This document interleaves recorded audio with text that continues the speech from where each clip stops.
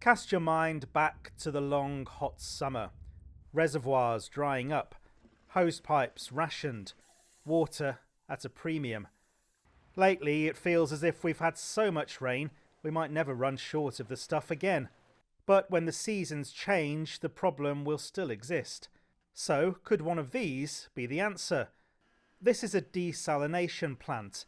It uses a process called reverse osmosis to turn salt water into drinking water. And it could be coming soon to the Cornish coast.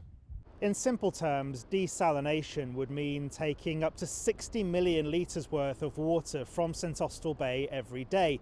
That would then be processed, producing 20 million litres worth of safe drinking water.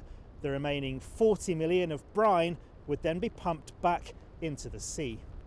It sounds simple, but these locals have some concerns. The problems that South West Water don't seem to address is the massive environmental impact that this will have on a much wider scale. In our bay in particular, then we're worried about seagrass and merle beds, which are a unique ecosystem and will be potentially destroyed if the concentrated brine goes out to the sea, and if they go ahead with the plans for drilling underneath the seabed. This will disturb all of that ecosystem and we'll lose it forever. It just seems a nonsense to me. South West Water is holding public meetings to provide more information. My gut feeling is that it's destructive for the environment in the sea, it's destructive for the land environment. I want to see it happen, but I want to see the circular economy part of it working. And I also want to see much more renewable energy along the way.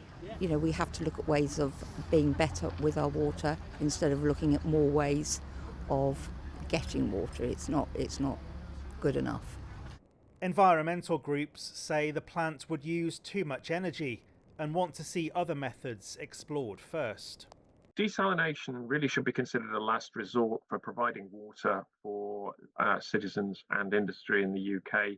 It has plenty of its own environmental problems. It's expensive, it uses a lot of energy, and it's got a poor track record of actually working in the UK.